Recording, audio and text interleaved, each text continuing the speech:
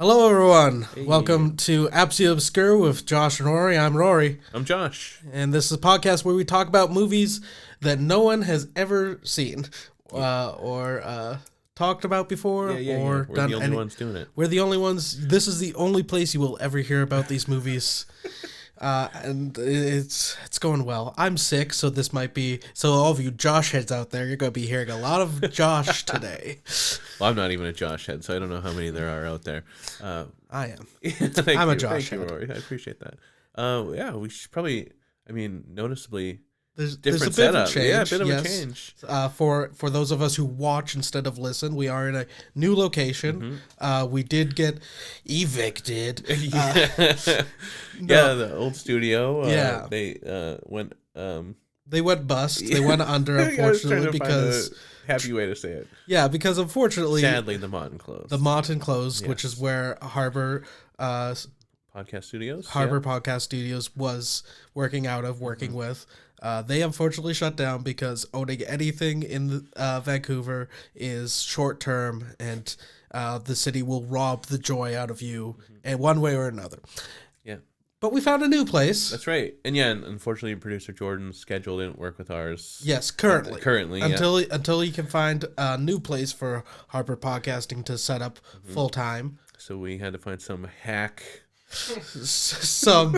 We settled, and we are with producer Aaron now. Producer Aaron Campbell. We are very excited to be working with him, and we're very happy that he accepted us. Yes. Hope we can do your portfolio proud. Yes. We hope that we will do well by you, and you will do well by us, and that Jordan is on his feet fucking soon. And no, we're good. And then second point. Unfortunately, because of the Mott closing and the chaos that was, you might notice that we're not doing the Tulsa Looper suitcases. Yes. Which is extra devastating to me because I fucking hated that movie and had to watch it for no reason. Yes, our recording... May have been lost. It is a lost episode. Yep. It may. Yeah, we're hoping that it will come out. But it could always find its way to the light again. But until that time, just know that Josh has never hated it. Like, if you listen, it was the only one I stopped. I 20 minutes in, I called Rory and was like, "Can we please pick a different movie? I don't want to do this." Well, again, we don't want to get no. We don't want to get too much into it because, again, this episode... It might come out sometime. It might come out, and we have a whole other movie to talk about. But Tulsa Looper Suitcases, not a movie. It's not a movie. It's not a movie. It was an art project that was a series of, 3 movies, a TV show, CDs? 92 CDs, and then art installations at various art institutes across Britain and Denmark. The most pretentious project of all time. And then they took all of that and they trimmed it down into a 2-hour movie. About 80 hours of something, and they tried to put it into a 2-hour movie to make, and it made no sense. No. And it was... Editing was terrible. It gave us headaches. Yes. But if you want to have a bad time, go watch the Tulsa... it's on YouTube. Looper Suitcase, it's on YouTube. And so is the movie that we got to watch, that we chose at the end of Tulsa Looper. We stuck with it. So this would officially be episode 6 now, I guess, I believe right? so. Yeah. Episode 6. And this movie, we watched Premium. Yeah. Now, Premium was written and directed by Pete Chapman, who is still working. He's still a working director today. Yes, I saw his IMDb. He's hasn't done any movies since, I believe. Maybe one other after this. But lots of episodes of stuff. Lots of TV. Yeah. And good shows that I love. Yeah. He's not a hack. No. And I would have been able to tell you that after this movie, because this movie has some stuff to it. Now, it does have 5.6 on IMDb with 579 ratings. And I don't have the Letterboxd only because Letterboxd servers are down literally right now as I was trying to find out. Nice. But under, I think it was 200 people on Letterboxd have rated this movie. So what did you think of Premium, Josh? It was an okay watch, I would say. It definitely had some problems, which we'll get into, I think, but including a lead character who fucking sucks. Yes. So badly. Yeah, that's definitely the main flaw. Everyone hates him and knows how much of a loser he is, but he keeps being like, yeah, but she's going to come back to me. Well, yeah, and then, I mean, there was, some happy moments with, like, casting-wise, pretty good. Yeah, like, I was going to ask, did you wear this shirt on purpose today? No, you know what? Actually, this is a happy accident. Because happy accident. This movie stars Zoe Saldana. Yeah, that was a shock when that came up in the credits. Crazy. Did you know before you had started it, or did you forget? I think I knew, but I forgot. Yeah. But I think the craziest thing is, one, I would not have recognized her. If the credits hadn't told me, I would not have known that was Zoe Saldana. Which made me realize, can I only recognize Zoe Saldana if her skin is like blue or green? Which might be a problem. That's funny. My sister was a big Center Stage fan, so I saw that movie many times. So she was that was like her first thing she did, I think. Oh, okay. Yeah. What was that one? Is that a ballet, movie? Yeah. Yeah. And she was like it's all ballet people trying to act very poorly, and then she's like the one act. Yeah. They're like we need this girl in here. She does have the body of ballerina because she is scary small in this movie. Like I looked at her, I'm just like, is she okay? But yeah, no, it was. But she's still here. Happy surprise that she was in it. I also really liked. I forget his name, but he's the dude. Hill Harper. Yes. Yeah. So Hill Harper. Did you recognize him from anything? I'm a big CSI freak. So yes. I love CSI. It took me a while to remember which one because I didn't watch Miami as much because I couldn't stand Horatio. Yeah, and Miami was the worst. CSI Miami is garbage. And then, I never saw CSI Cyber, so I can't. Comment. That's true. Yeah, that doesn't exist. No one watched CSI Cyber. I don't even have it on DVD. So. Yeah. And then it took me a while because he's the lab guy, right? He's not. I think I was thinking he was a cop. Yeah, no, he was the lab guy in CSI New York. Yeah. I thought he was great in that. He's also I've been doing a lot of Spike Lee. I'm working my way through Spike Lee right now. Everyone on this movie, I feel like, has done a couple Spike Lee projects. I saw them in there. Yeah, he was in Get on the Bus, sorry. And then the one I just watched... Get Off the Bus was the sequel. Terrible. Yes, terrible. It was kind of the exact opposite message of Get On the Bus. And then he was in He Got Game. Right. Yes, which was very good. Yeah. I watched that for the first time like 2 weeks ago. Oh, nice. Yeah. And then did you recognize Frankie Faison? I love Frankie Faison. Right. I know we've talked about this. We actually... talked about this on the bus a little while ago, and a meth head overheard our conversation. Do you remember that? No. We were talking about Banshee on the bus. Oh, and then some guy, like, I don't know how he heard. We weren't talking very loud. Yeah. And then this guy was like 20 feet away, and he had super hearing, and he was like, "Is that show still on?" And I was like, that guy can't be talking to us. And he's like, yeah, Banshee, is it still on? It's like, oh no, he is talking to us. I don't remember. It was horrifying. Actually, I think it was after a podcast, honestly. Oh, okay. Yeah. That makes sense. I think I know where we were. Yeah. But Frankie Faison was great in Banshee. Was also pretty good here. He was lots of fun here. He was good. At one point, he calls someone son. We'll get to it, but it made me be like, I would love if Frankie Faison called me son. And then the one I really wanted to talk to you about, because I know you love this actor as well, but William Sadler. Yes. Oh, I was so excited. Yeah. I was excited to see him pop up and not play a white supremacist. He wasn't playing the literal devil. He was just some guy. Yeah, he was an agent, like a kind of good agent, maybe. Yeah, he was like doing his job. He was doing his job. He was putting a lot of ham on that sandwich. He was having a blast. Yeah. He maybe said some weird stuff about it's a very black-centric film. He's one of two white people we meet, basically, and he does say some maybe weird stuff in that regard, but not like to the point where it brings you out of it too right, much. And I think it's also like realistic that there's people that would have those viewpoints, right? Especially like a casting guy. 100%, yeah. So I guess should we get into it? Yeah, let's get into this. So this movie, it's about Cool. Yes. Reginald Cool. Also, I love how this keeps happening, but did you track how many minutes into the film before we found out his name? Like, unless you count the shirt. I counted the shirt because I mostly he works at a gas station, which is that's why it's called Premium. Yes, because he premium. Took me far along into the movie to realize that's where the title came from. I mean, I'm pretty sure they never really like highlight it or anything. It doesn't make sense in any other way because he is not a premium man. No.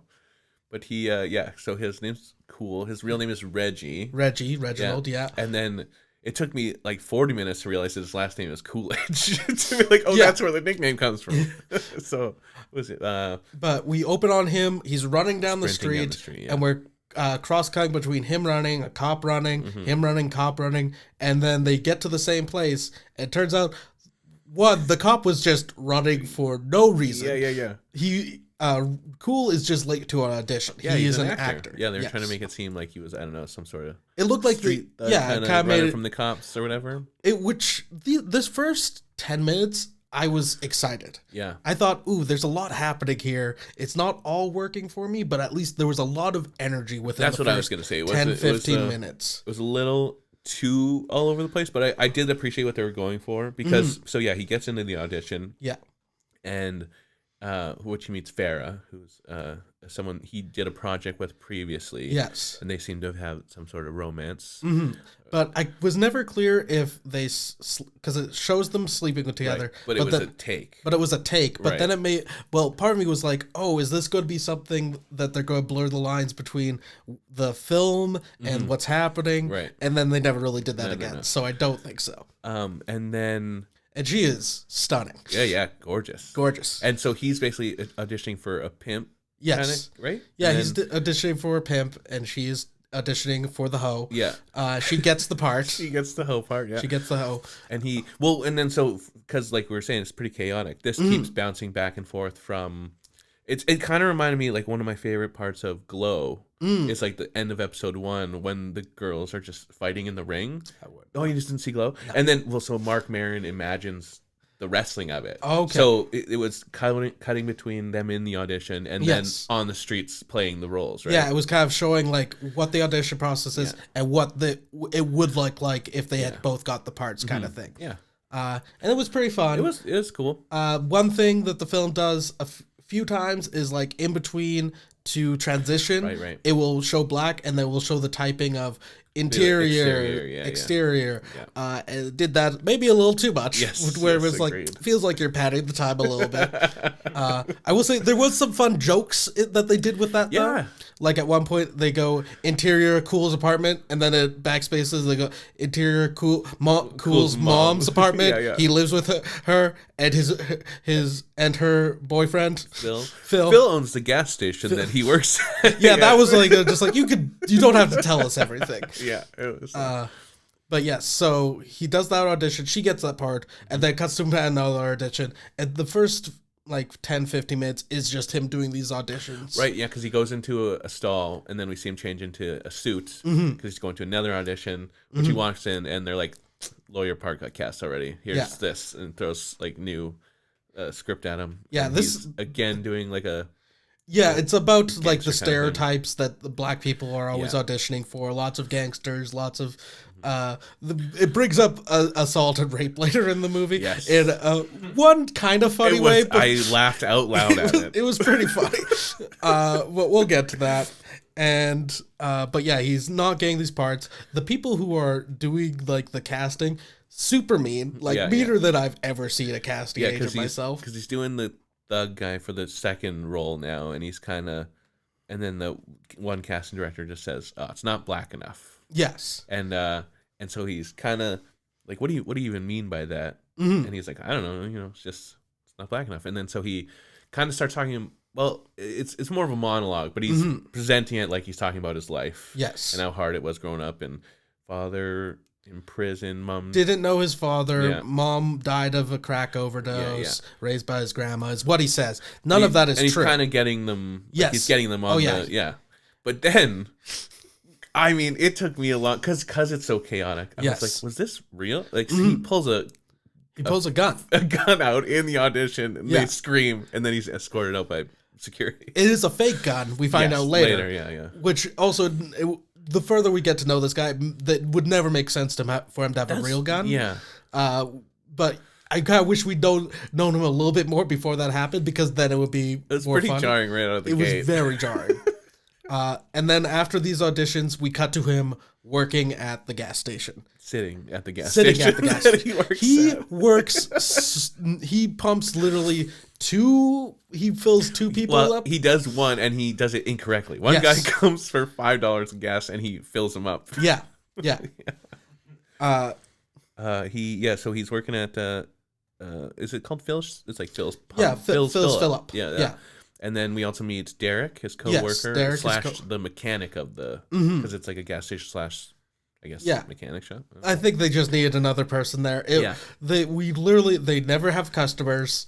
The only people we ever see in this movie are people that literally have to be in the scene, which is perfectly fine. A lot of places, people you can't afford background, but. Well, and then so this character, I don't know if we find out right away, but it's kind of hinted that he's like scamming the customers. Yes. Which it's like, yeah, that's what mechanics do. Yeah. It's very much presenting it like, can you believe this guy is charging more for, it's like, yes, I do believe it. What all mechanics have always done for existence. Well, and then the only thing I think is the real problem is he's somehow not telling the boss about it, and the boss doesn't know, like he's doing it under the table and skimming his share, I guess. But then Cool knows about it and isn't saying anything, even though it's his like mom's boyfriend's place. They seem to not like each other a lot at the beginning, and it's also implied they've known each other since like high school, right? Yeah, they've known each other for forever. Because later on in the movie, Phil and the mother say that they've known each other for 30 years. So he's known Cool his entire life. Yeah, right. Very bizarre. And but let's be honest, the way Frankie Faison acts with the mother, I'm just like, he's giving her that good dick every night. I mean, it's one of my favorite lines in the movie is to say that, basically. Yeah. They are so horny for each other so far into the relationship. I'm so happy for them. And then did we... So they're working, not working at the gas station. Yeah. He literally sits on a crate. I don't know how this gas station is in business at all. You never see customers. Again, Derek is stealing from the few customers that they do get. And then, so we get a customer rolls up, and it's Zoe Saldana. And who is Cool's ex-fiance. Ex-fiance, that's right. Yeah. Which is insane. Yeah.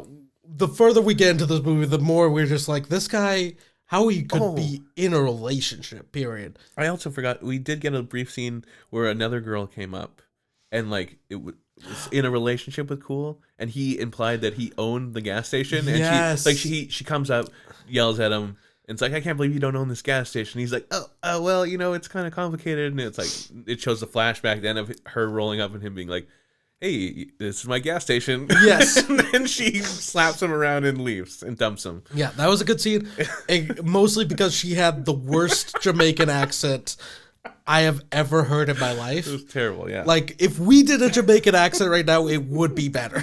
It was insane. I mean, have at it if you want to give it. No, you got me once. And then, so is it... So she pulls up. I think Derek's gone at this point. Yeah, I believe so. Yeah, right, because he's working all night. He's working on his bike for approximately 6 hours. I don't know how long he's spinning that tire for. Yes, yeah, because...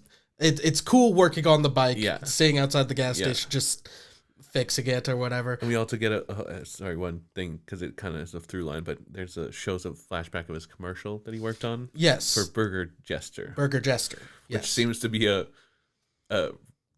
fast food chain that is marketed only towards black people, which is a little weird.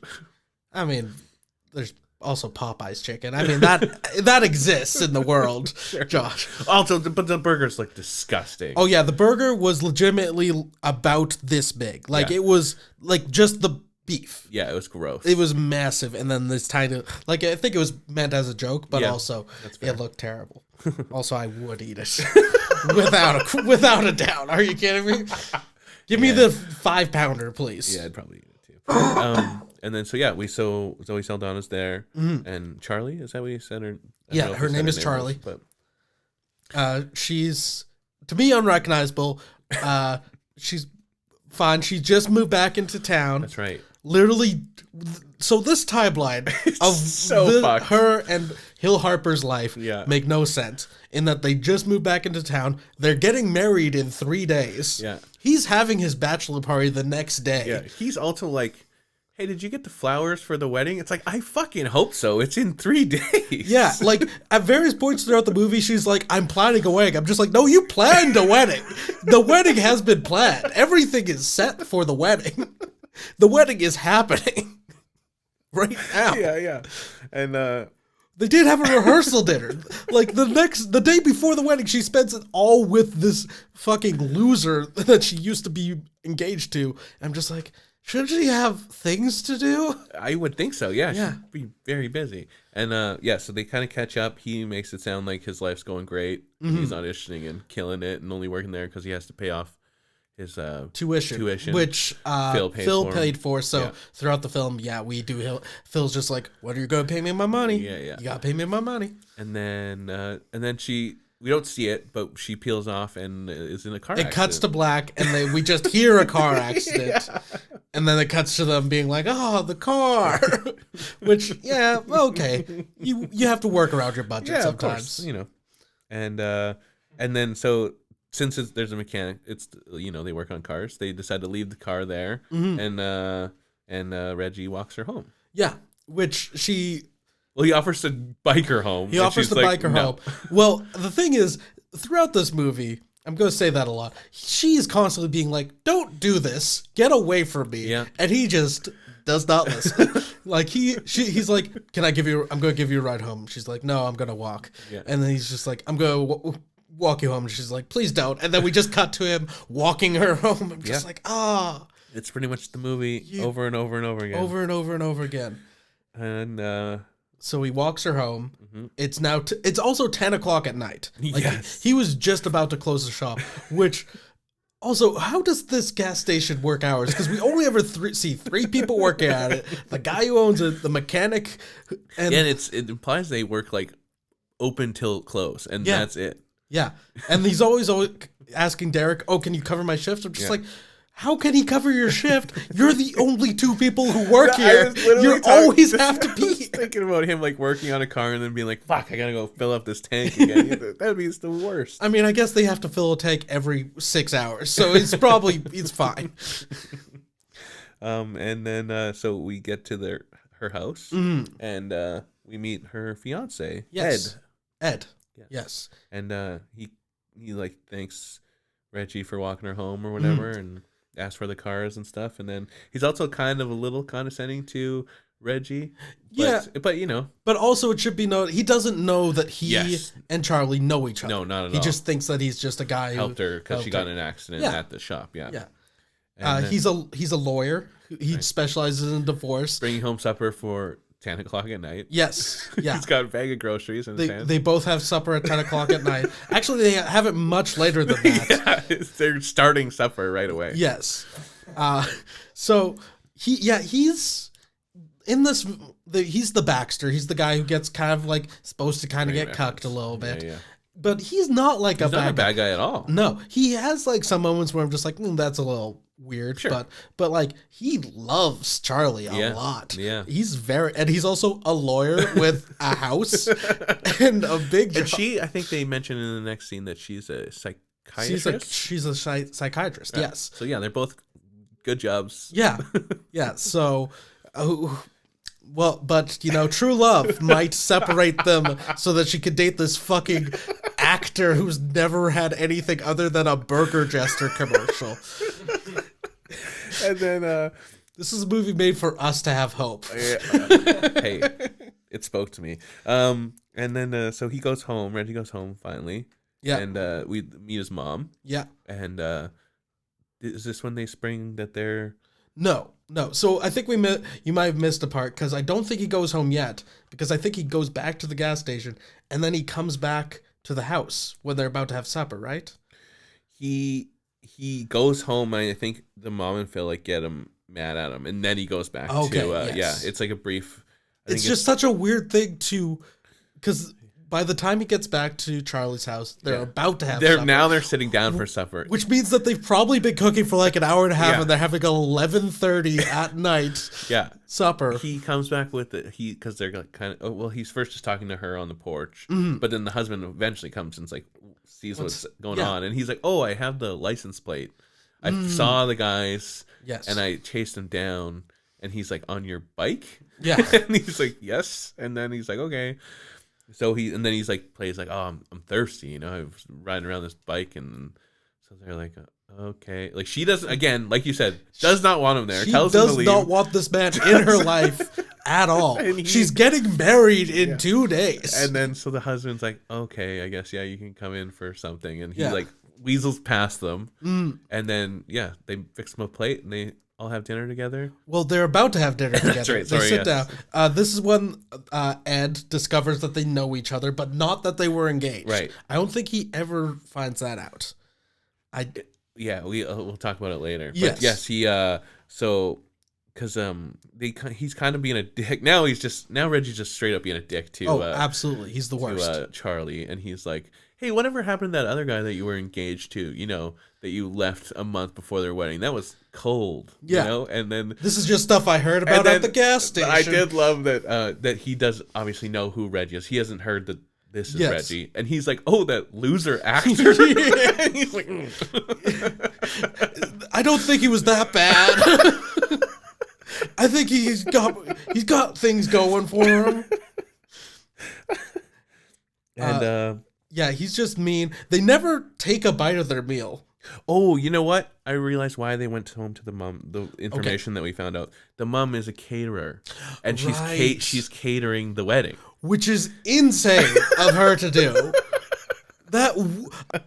It's insane of both of them. Yes. Imagine your son's ex-fiance comes to you, is like, can you cater my? Listen, hey, she's got a thriving catering business. She needs to work. I can understand that, but I don't understand having to go to your ex-fiance's mother. That's an insane thing. That's fair. And also, Reggie blew it. Fuck Reggie. Yeah, Reggie's a piece of shit. Reggie fucking sucks. I hated Reggie so much by the end of this movie. Yep.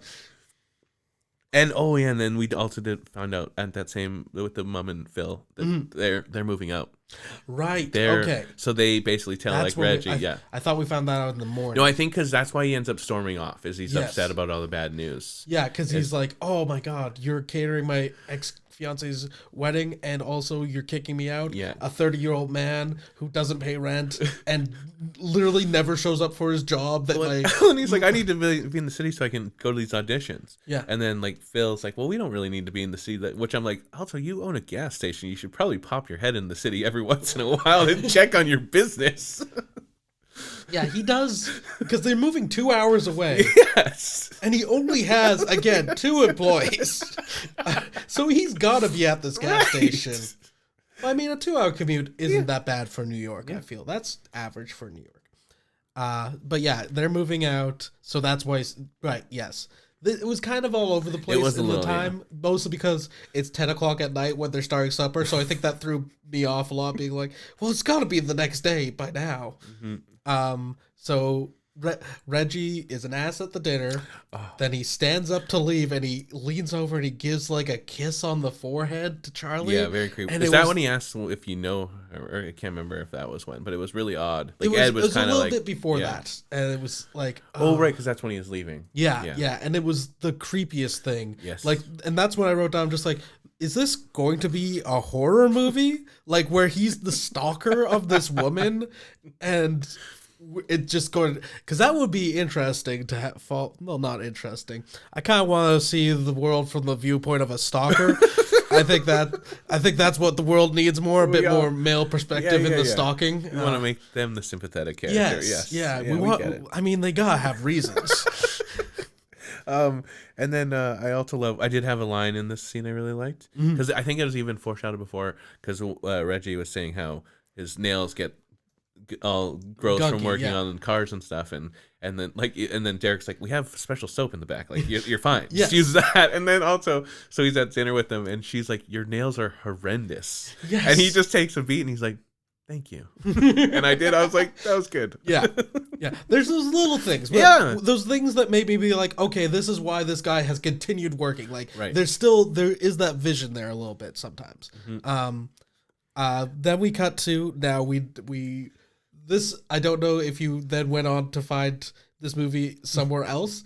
No, I did not. Because it cut to the next morning and it was silent. Silent for a long time. And then the mom comes in and just like, you've been waking up to that same song every morning. Yeah, and it was that when I realized, some of the music rights haven't been paid. And well, my thought was just like, did they just never get music to begin with? And I think they did because I popped on some closed captioning and they had the lyrics on there. Okay. Yeah. Yeah, because later on there's another song played, and that's silent for a much longer time. And for a very key moment of the movie.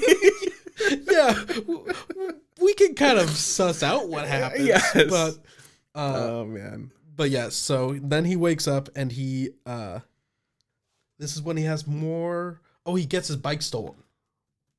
That's right. Yeah, he's going to audition. So he wakes up, first thing, he gets like a printout to his printer of all the auditions he's going to go on that day. Which he has so many auditions.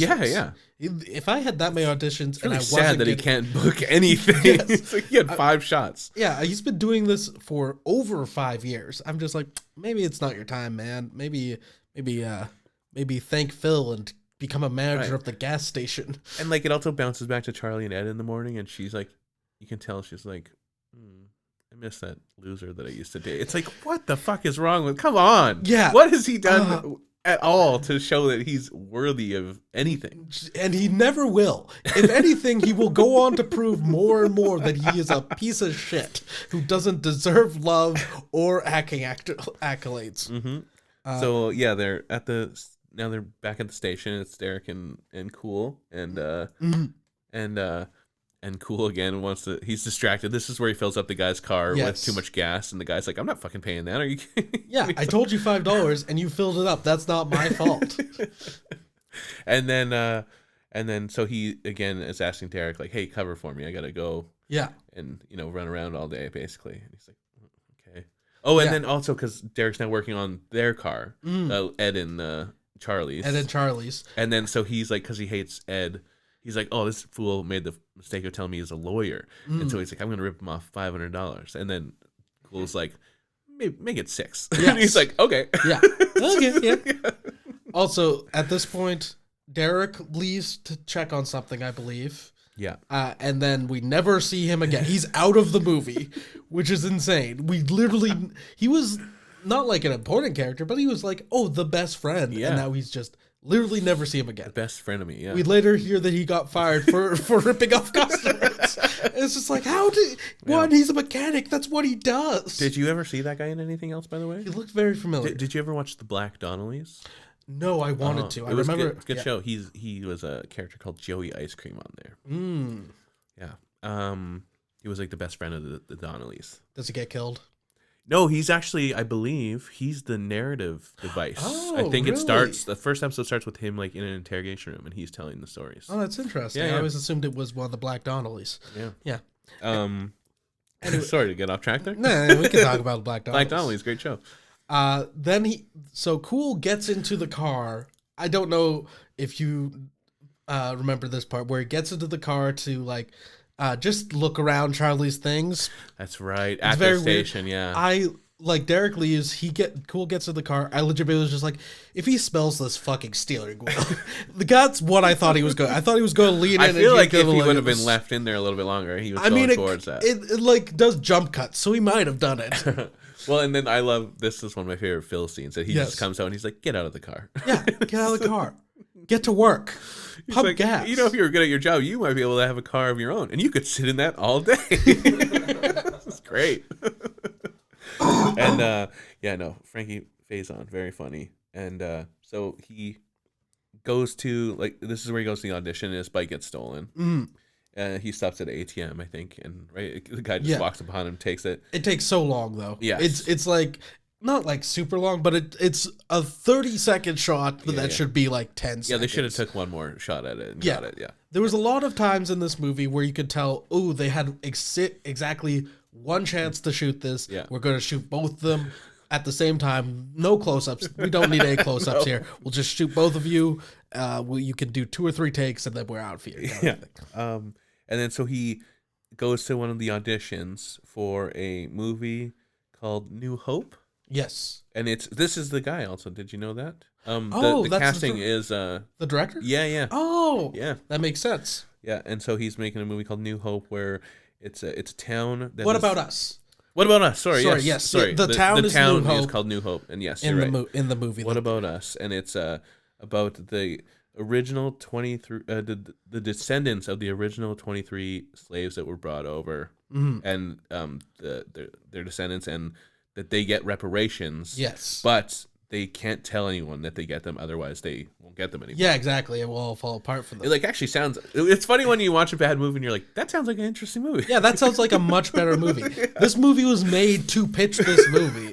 It feels like it does feel like that. It also felt a little weird where I'm just like, that sounds like a good movie. It also sounds so serious for the movie to be placed in the middle of this movie. Big time. Because they also, like, while they're describing the movie that he's auditioning for, it features like a slideshow, black and white slideshow of like pictures of these of like old timey small town. It's kind of like heavy in the middle, like you said. And I'm just like, and then so they're basically like, it's almost not even an audition. The guy's just like, hey, tell us about yourself. Yeah. And he's like, I'm this tall. I'm 6'1". Yeah, it's like the most boring man of all time. And he's like, are you fucking serious? Like, that's all you can come up with? I'd ask you who you are? Yeah. And he's like, no, you're not right for this at all. Ever. And he's like stunned into silence, sitting in the room as they're continuing to be like, I can't believe how bad this guy was at this audition. Are you kidding me? They're like, go, get out of here.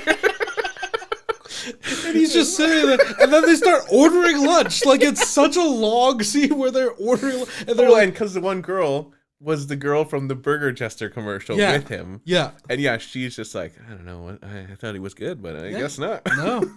No, he was good as the Burger Jester. And then they order Burger Jester. Burger Jester pops up so much. It's like the Kahuna Burger, or Big Kahuna Burger. It was kind of fun. I actually enjoyed seeing it every time. Actually, when Zoe Saldana first came to the shop, it was on the car seat too, yeah. They built a world. They built a world. They did. And then... then we go to William Sadler. Yeah, so we see the agent for the first time. And his first thing is, don't pull guns on people, whether they're real or fake. Don't pull it. Don't do it. I've worked with you for so long. I'm trying my best here. Don't pull guns at your auditions, please. And then, so yeah, this is another, like, I like this part. He was basically, like you said earlier, now he's just actually saying it, how it's tough for all the roles he gets as drug dealer, basketball player, and he's like saying how he's sick of going out for these auditions, not auditioning for all these bit parts that he, is making him feel like aren't important or whatever. And then William Sadler, gives him this is the part we were talking about where he's like, hey, I get it, but this is where you're at in your career.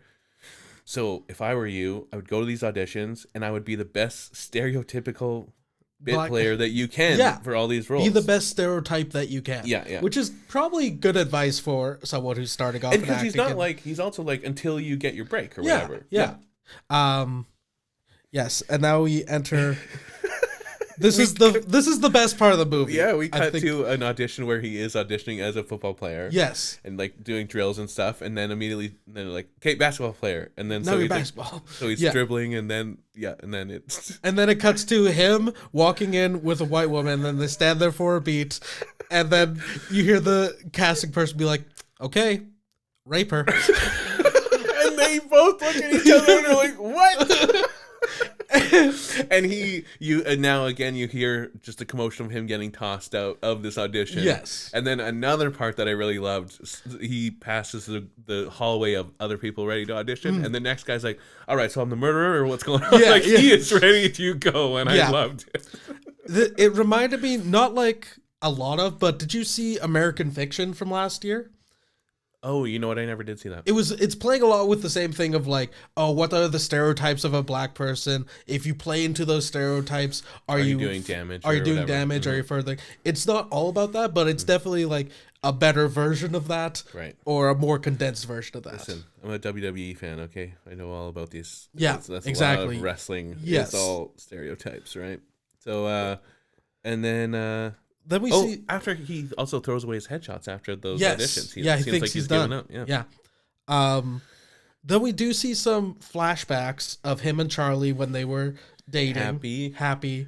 Again, it doesn't seem. I don't know why. Yeah, he's such a loser. At no point he wrote a fake scene. Yes. Okay. Listen. Yeah. This was kind of a cute. It was cute. This is the proposal. Yeah. Is he wrote a fake scene for her to audition together, and it's like explaining all the things he loves. Up the roles. Yeah. So because she was then describing the outfit, and she realized it's what she's wearing, and it's kind of like, what the hell's going on? And then he throw his pages, and she goes to pick him up, and then as he turns around. She turns around. He's got a ring now. Yeah, well, it should be noted. It's not a real ring. Right. It's specifically a ring he got from a gumball machine. So, why is she marrying this man? I don't know. It was on The Simpsons. Homer proposed with the onion ring. Yeah, it's kind of cute. It can be cute. Yeah. If I didn't know him as a person, otherwise, right. That's the trouble. That's the trouble. Who he is. Yeah, and then I think, so now he's, shown up at her place again? Yes. Which I think the first words out of her mouth is, don't come by anymore. Yeah, and he says, I might not. This is one of my favorite lines of the movie. He says, you're right. I apologize. It most likely won't happen again. Oh, my God. And it's just like, what are you doing, man? You're making me sad. And because he doesn't have a bike anymore, he asked for a ride to work. Yeah. Back to the gas station. Which can't be that far, because he walked there. Right, the other night. The other night. You would have thought that he had to go out of his way to go to her place to get a ride to the gas station. I feel like, based on the timeline of the supper from the previous night, they have to all be living very close to each other. Biking distance and walking distance-wise. And so he gets in the car, and I'm just, this entire time I'm just like, this is a horror movie. If this was any other genre, she would be dead by now. That's a fair point. Yeah. But will say too, we did kind of get an explanation for why she doesn't know a lot about the wedding here. Is she says her mom's mostly been planning the wedding. Her mom has been planning it. Yeah. And he calls her Big Mama. That's right. And she hates him.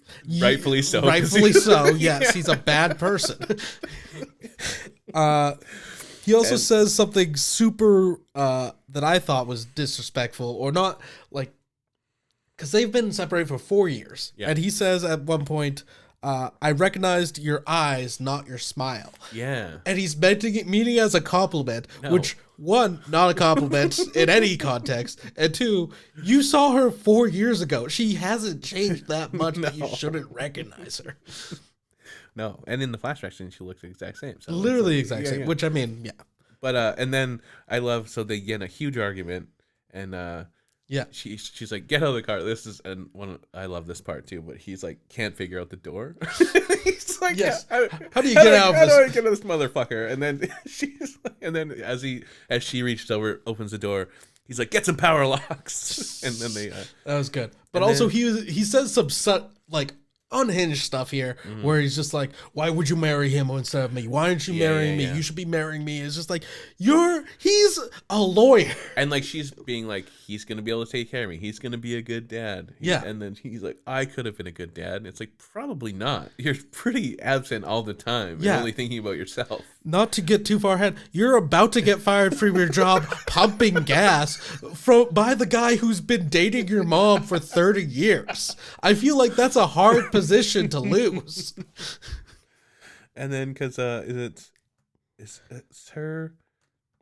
Why does she end up taking him to the gas station now? I can't remember. Does her car break down? Or? So her car breaks down. Yeah. It just doesn't start. Right. Later on, it will just start. Which also might be implied that Derek does faulty work, so that they have to bring cars back a second time for more work. We're getting deep. We're getting deep on Derek on this.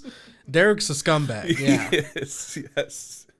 So now they don't go back to the gas station, because now they go into the city.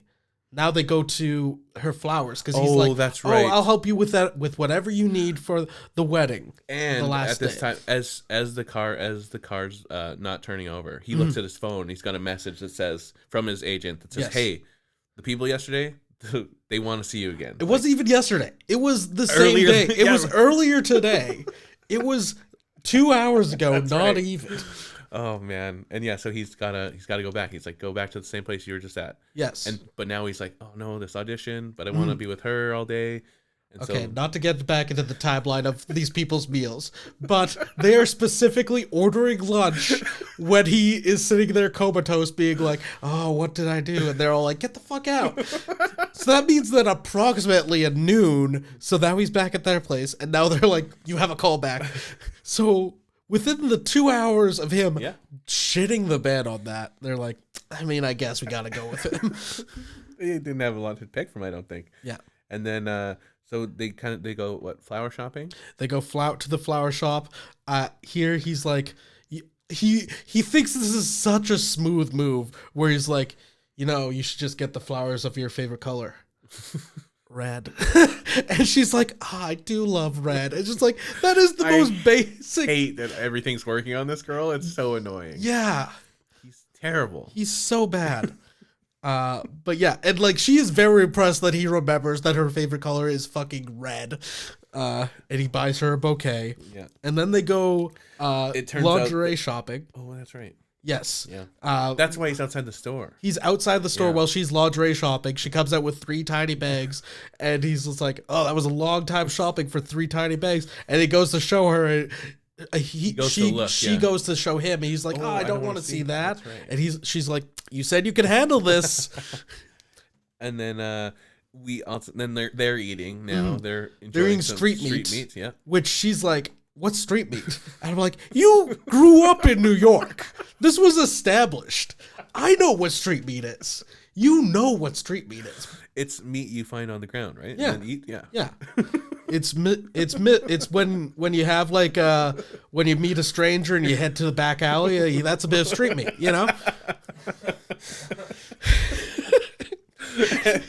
So now that's why I'm sick. I had a bit of street meat. I got that street meat cold. Yeah. So now they're out on these benches. Seems like just a random part of the town that they're in, on their mid shopping spree. Yeah. But he's worked it out so that they are directly beside where his audition is. Yes. Also, he's 2 hours late. He's so late. Because then we see Farrah again. We see Farrah again. She walks by. That's how he brings up, oh, my audition is right here. Yeah, she's like, are you here for the callback? And you see Charlie be like, oh, for fuck's sakes. Which, listen, Charlie, Yes, he had so many signs.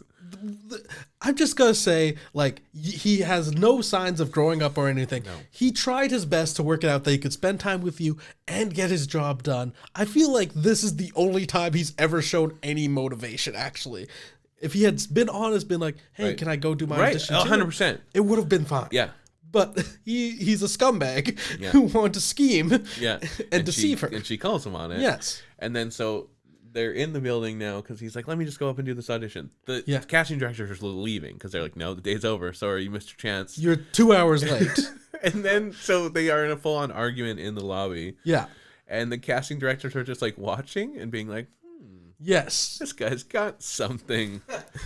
He's able to get screamed at by a woman. Yeah. He seems like a big disappointment to everyone in his life. And then, this is where she drives him to the gas station now. Yes. Right. She drives him to the gas station. Phil is the only one there. Yeah. He tells them that Derek left. Derek left. He said he's had a family emergency, but later we find out it was he's fired and he never shows up again. And then he fires Cool, because he's like, because you never act like there's a schedule anyways, so I'm just making that a reality. Yeah, it's great. And then so now she feels bad for him. Yeah, fucking drives him back to her house. Oh, because we also know that Ed is on his bachelor party. Yes, Ed is on his bachelor party the day before the wedding.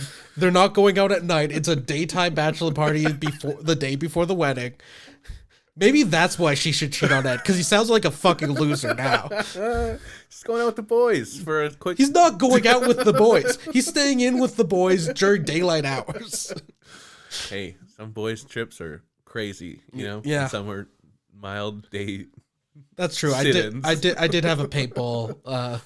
Yeah. I've gone paintballing for a bachelor. Were you? No, you weren't at that one. It was a former comic, Devin Petralik. He had a paintball one, and then I showed up late, and everyone was leaving. I'm like, it's 7:00. What's happening? And then he ended up going out with me, Joel Yeomans, and Adam Lejeski, 3 comics who at the time were not drinking, and he got so hammered.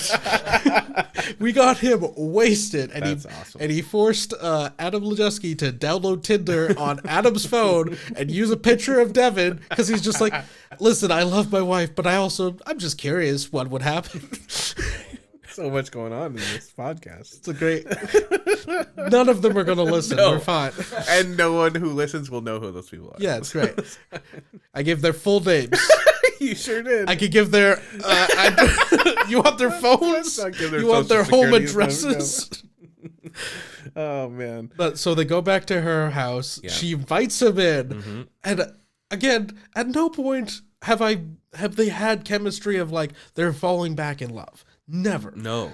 Last time they had a conversation that we saw, they were screaming at each other. Right. No, she brings her in, him in.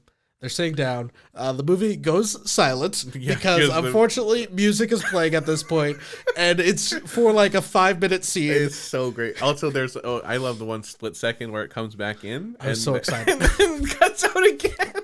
Yeah, another song starts playing. So yeah, and because I was so confused because I just had it on and I was like, I didn't know what was going on, and then I'm like, man, this is because they're dancing. Yeah.